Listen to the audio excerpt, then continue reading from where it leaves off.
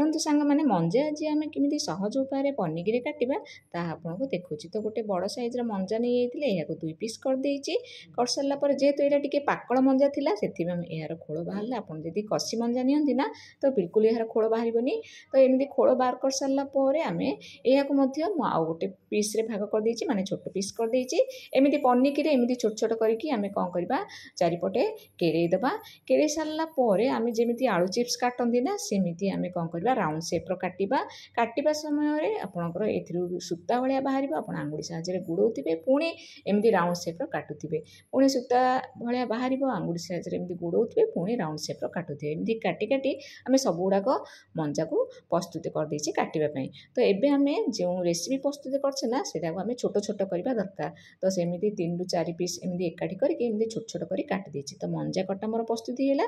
ଯଦି ଭିଡ଼ିଓଟା ଆପଣମାନଙ୍କୁ ଭଲ ଲାଗୁଛି ନିଶ୍ଚୟ ଲାଇକ୍, ସେୟାର, ସବସ୍କ୍ରାଇବ୍ କରିଦେବେ।